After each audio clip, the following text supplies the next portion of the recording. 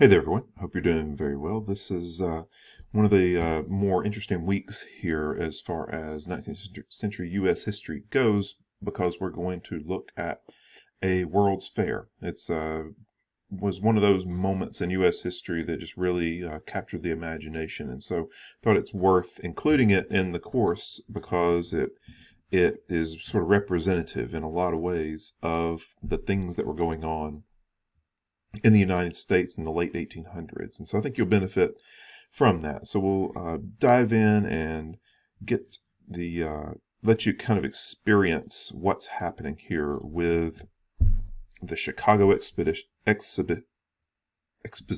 if I can say it right. It was actually called the 1893 World's Columbian Exhibition. No, exposition. Yeah, so I still can't say it correctly. See, there it is. Exposition. Exposition. So this is it. This is a very small picture down here. There's a picture of Christopher Columbus, which gives you an idea of what they're dealing with. But the focus here was the 400th anniversary of the Columbus expedition. That's the word I'm looking for him. Just having a connection of significance with Columbus was useful to them, even though in the general scheme of things, and the things that actually happened at the event, the connection with Columbus really didn't matter that much. It was just a tie-in that was helpful in the marketing of it all. But really, this was just a World's Fair, and it continued in a sort of tradition of other World's Fairs that had happened throughout the world. One of the early ones was the Great Exhibition in London. It was very successful. Really was a boom for Britain, especially as Britain was industrializing. Many people throughout Britain and the world too were able to visit the great glass house in London and see all the wonders that were there from all over the world, from all exhibits from all the different countries. So if you haven't been in the British class with me, haven't had a chance to learn about that, take a chance to look that one up. The 1851 London exhibition. That was quite a thing to behold. And then a few years later, you'll see another World Fair in France, and then another in Austria, and then there'll be one in U.S. and Spain and Australia. In 1889, the World's Fair is held. So that would be 4 years before the one in Chicago. If you might be familiar with the Eiffel Tower, the most iconic of iconic things in Paris, really.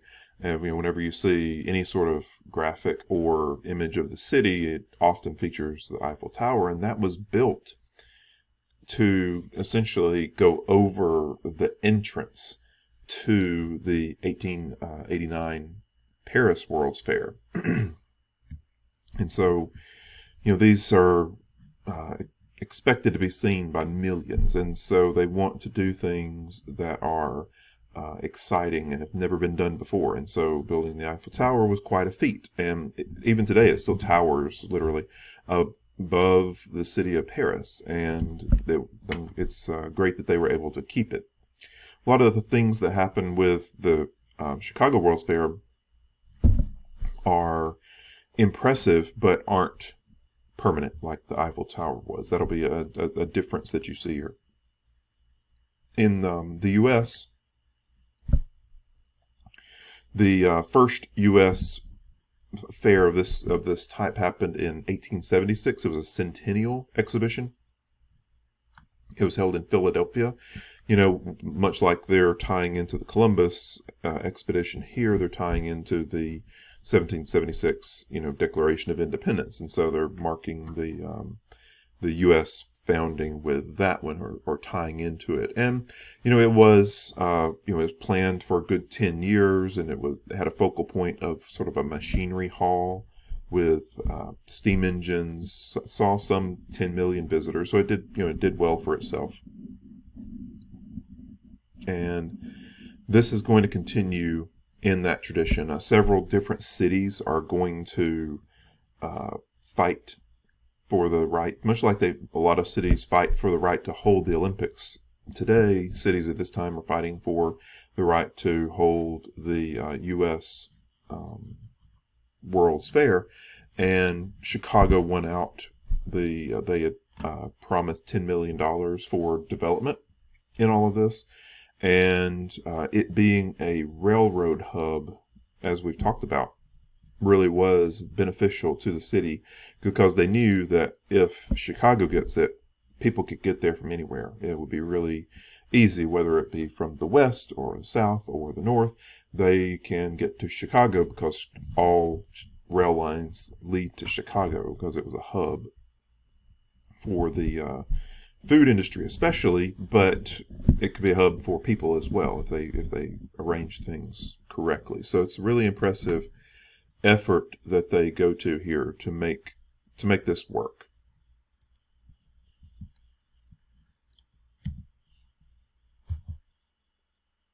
So it's going to be held in Chicago on 686 acres, laid out sort of over a massive garden, and you'll see some more images here in a little bit. They constructed some 200 buildings, and the interesting thing about them was, and this is part of where its temporary nature comes from. So they built some 200 buildings, but they weren't built in such a way that they could be used for all of time, where they would have been built out of stone and other materials. They were built a little bit more quickly, and then they were given facades, and so they were made to look like ancient Greece. And they were all about 60 feet tall, and this would go on to be, influence the design of banks and other formal institutions around the U.S. that get built after this, because it becomes so popular. It's a popular thing to do to harken back to those classical styles of buildings, especially Greek. And so this is where the exhibition gets its name, is the White City. That's the term that's given to it, because you look around you, if you're standing in the middle of it, if you're standing on the main fountain waterway, everything around you is just white and gleaming in a lot of ways. And so it's a really impressive feat, but it's all a bit temporary, because it's buildings that are built, but also there's the white fanciness of it is a bit of a facade on the front of it, to give it a bit more grandeur than the buildings themselves. And so if you go, not to put a damper on what we're going to talk about, but if you go to Chicago today and look for evidence that this event happened and all these things were built, it's all just sort of faded into history. And so we have photographs and those sorts of things, and innumerable accounts of it, but the actual physical evidence isn't really there. It's really an interesting aspect to this, that there wasn't something that was created that was lasting, compared to some other places that still hold on to at least one aspect or one physical remnant of these major events.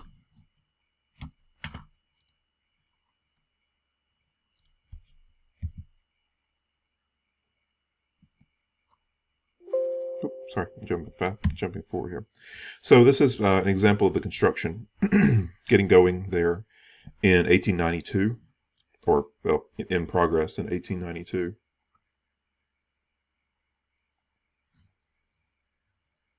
Some of the central building work being done. And one of the key elements that had gotten started, especially in the Paris event in 1889, excuse me, losing my voice tonight. But you do see it in Paris. They have some displays there of electric lighting, but at the Chicago event, it's even on a much, much grander scale. And so this is during the period when Westinghouse and GE are fighting to see who is going to dominate electricity, essentially, in the United States. One of our classmates is working on this as a topic for the semester. It's called the Current Wars, CURRENT Wars. And are we, as a nation, are we going to go with AC, or are we going to go with DC? And so Edison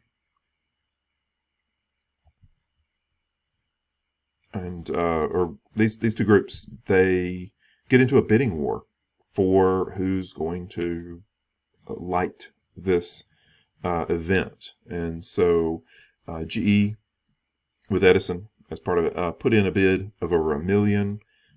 Westinghouse bids around 500,000. So how much it would cost? Everybody's using Zoom these days, so it pops up occasionally. Apologies. So GE puts in a bid of over $1 million, Westinghouse some 500,000.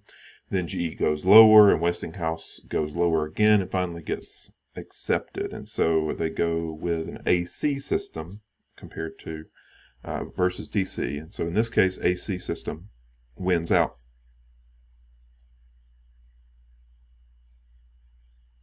And in this, they are going to, come in and put in, I think, 12,000 horsepower generators to light this event, and just run miles and miles of cable and lights everywhere, and they light all the edges of the buildings, and these are classic and at this time relatively new incandescent bulbs, and so those have to be replaced on a regular basis and don't have a great lifespan, especially in an event that like this it's going to go on and on for a good while. And so you're in a situation where they're going to have a fairly sizable army just keeping all of this going, keeping the generators going, maintaining all the lines, and also just replacing bulbs all the time, replacing bulbs to keep it looking nice. Because you've seen lit up buildings before where they've not paid attention to their bulbs, and if you look along the edge, there'll be ones missing here and there, and it's easy to pick out. This was the case here. They had to keep those going and keep it looking nice so that people got the consistent experience. But at the exhibit, you get lots of innovations. So you see searchlights, the big searchlights that they have that show in the air at big events, lighting inside, lighting outside, an electric seismograph for detecting earthquakes. You get electric incubators for chickens. That's kind of a new thing at the time, but would have been very interesting to a lot of people, especially anybody coming from agricultural areas. New innovations in telegraphs. They were still making progress there, and just many, many, many other things. Anything that people could bring to the table as far as electricity goes, they were trying to show it off here. A nighttime football game. They got in the Chicago Athletic Association and the team from West Point to play a football game at night, which was a real novelty at this point. Nobody had ever really had the ability to light an event like that well enough to be able to watch it. And so that was quite a thing for a novel experience that is very, very common for all of us now to be able, if we want to go to a nighttime sporting event, that's a relatively common thing, but at this time that was a novelty. President Grover Cleveland was the one who pushed the button to start the engine that began powering the exhibits, because he was there for the opening of the event. So really successful outing here. And so we'll come back in a minute and go a bit further with how all of this came together.